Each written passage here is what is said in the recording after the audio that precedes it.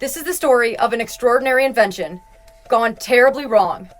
A story that begins with curiosity and wonder, but that quickly changed after Emily's grandfather created something so terrifying that it haunts her to this very day. What could that possibly be?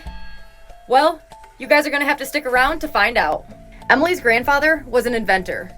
Ever since she was a little girl, she's always known him to be tinkering with something, either taking something that existed and making it into something brand new, or inventing something entirely from spare parts. And while nothing he invented was ever groundbreaking, she's always looked forward to seeing his newest projects come to life. Some of Emily's fondest memories were visiting her grandpa. She'd always start her stay perched on the couch with a look of absolute amazement and fascination on her tiny little face as he showed off his newest gadgets that he'd recently put together in his workshop. It was like having her own personal Santa who worked all year round in hopes of filling her 8-year-old little mind with wonder and glee.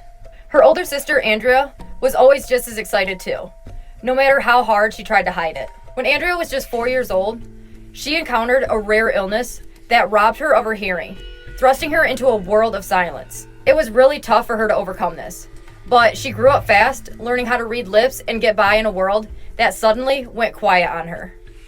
As the girls grew older and life got busier, the visits became less and less frequent. But no matter what, they would always make time to see him at least a few times a year. And every time, he would always have something new to show them. He really was a genius. It was the girls' favorite time of the year again, their annual visit with their grandpa. Emily, her friend Amber, and her sister Andrea all made the trip, eager to catch up. But the minute they walked through the door, they sensed something was off. They were both used to their grandpa, bursting with energy, barely being able to contain his excitement, eager to show them whatever he'd put together. But this year was different. When he came to the door to greet the girls, he had a somber, almost depressed look on his face. Emily couldn't help but feel a little disappointed, as she'd been hoping Amber would get to share in the experience of having a new invention demonstrated before her very eyes. But she figured this was just his way of building the suspense. They all had lunch together and chatted about what the girls had been up to. Then they took a walk around his beautiful country property. As the afternoon progressed, the anticipation grew, until finally, Amber broke the ice and asked him if he had anything special to show the girls.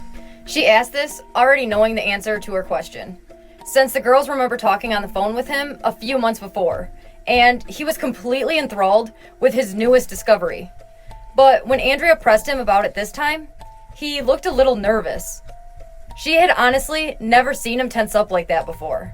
He hesitated before speaking, almost like he wasn't sure he should say anything at all. But then he started to explain that the nature of what he was working on had changed after an unusual event, and he wasn't even sure that it was a good idea to show them the end result.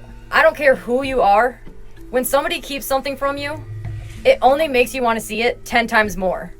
So his reluctance just made them both want to see his invention more than ever. With a little persuading and some batting of the eyes, he finally agreed to show them. He told them, "Wait here," and he went downstairs to go get it. He came back a few moments later with what appeared to be a pair of glasses. But there was something strange about them. The lenses were made of a type of glass that the girls had never seen before. The only way I can think of describing it is using words like reddish or greenish, as they didn't seem to be exactly any color that we have a name for. In fact, they didn't seem to be exactly one color at all. They were almost iridescent. If you would tilt them one way, they would be one color, but if you tilted them another, they would be a completely different color. It was the most bizarre thing the girls have ever seen. Andrea was completely overwhelmed with curiosity. She couldn't help but ask, what were they? He paused for a few moments, as if he wasn't quite sure how to answer. Then, after some thought, he said that it's hard to explain, and they had to put them on for themselves to find out. Andrea knew that she wanted to put them on first, but as she lifted them off the table, he reached out and grabbed her hand. He cautioned her that it might be startling at first, but she must remember that she wasn't in any danger, and if she got frightened, she could simply take them off, and everything would be back to normal. He warned her that what she was about to see may not make any more sense to her than it did to him, and she must trust that they were all there and that they were going to keep her safe. Andrea was clearly frightened by this. Even Emily was feeling a bit uneasy. Their grandpa had never been this serious about anything before. They've never seen him so worried. Andrea slowly slipped the glasses onto her head, and they all waited in anticipation. The minute she looked through them, she gasped, clapping her hands over her mouth. Then, as she began to look around the room, her face slowly changed from an expression of fear to confusion. Her lips moved wordlessly. No, this isn't right. She continued to look around at something nobody else could see. And then she began screaming. I don't know if you've ever heard anybody scream for their life, like actually scream for their life, but it's nothing quite like the movies. There's nothing quite like the dreadful sound of a loved one screaming at the top of their lungs, making a noise more like an animal than a human being. Words can't even begin to explain the emotions experienced in that moment. As the girl stood by, watching Andrea as she violently yanked the glasses from her head and hurled them across the room. And nothing could have prepared them for the sight of Andrea as she began to claw at her own eyes, screaming louder than anybody her size should even be able to scream. Quick, grab her arms, the grandpa ordered. It took all three of them to restrain her at first. When they finally had her pinned down so she couldn't hurt herself anymore, Amber and the grandfather held her arms while Emily called for an ambulance. Emily had to watch as she was strapped down and wheeled into the back of an MMR, thrashing, hissing, and shrieking like one of those possessed people you see on a movie. Emily explained everything that happened to the paramedics, knowing full well that it made her sound completely insane.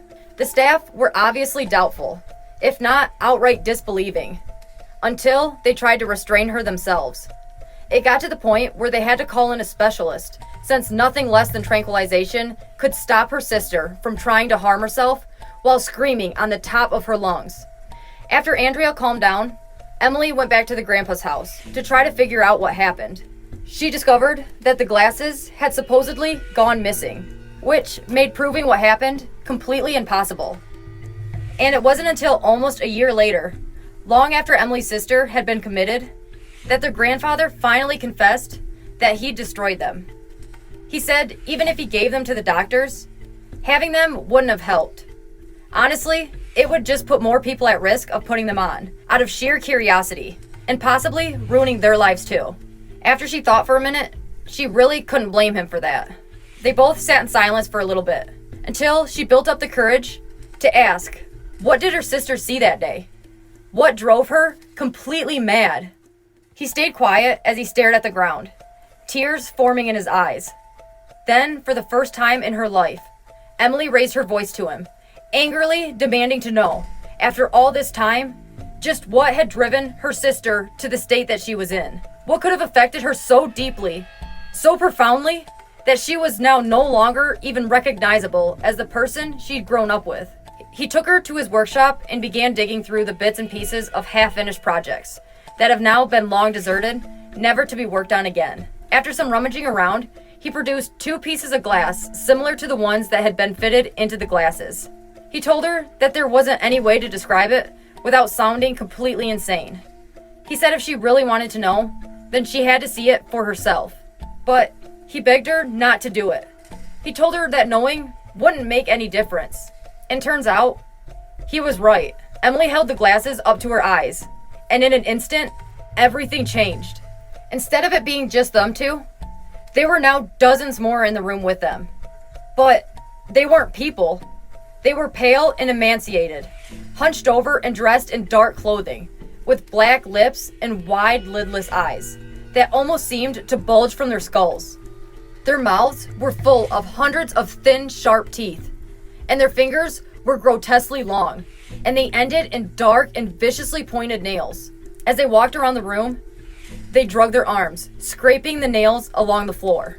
And the weird thing is every single one of them were talking, or at least their lips were moving, but nothing came out. Each and every one of them were trying to say something that couldn't be heard. Dozens upon dozens of voices trying to convey something, struggling to communicate a dire message. Emily dropped the glasses to the ground in complete shock. Her grandfather brought his foot down, stomping them hard into the cement floor, grinding them to a powder. He put his arm on Emily's shoulder and asked her if she was all right. She was far from all right. She knew that he was right the whole time. What she had seen only made things worse, not any better. Days after this whole experience, she couldn't think of anything but those people, their grotesque looks on their face. And she couldn't figure it out. Why did the experience have such a traumatizing, permanent effect on her sister? And yet, she was able to endure the awful nightmare. Of course, she was frightened, but she didn't go completely mad like her sister had. She kept thinking it over and over in her head. The glasses only let her see the creatures. She couldn't hear them. She didn't know what they were trying to say. And then it dawned on her why her sister had been so traumatized by the whole thing. She was deaf, which means she was able to read their lips. No matter how many times Emily would visit her sister, and no matter how many different ways she asked, she could never bring her sister to tell her what they were saying. Every time she brought it up, her sister would start mumbling or completely change the subject. It got to the point where Emily was even afraid to bring up the subject, because every time she did, it would snap Andrea into a complete episode, and the doctors would have to pull her out of the room. So Emily eventually decided to let it lie. And to this day, she still wonders, what could they have possibly be saying? And how did her grandfather create a device that was able to capture these souls? And the biggest question of all, the question that still shakes Emily to her core, are those things around all of us at this very moment? Do they never leave? And if so, what are they trying to scream? Thank you guys so much for watching.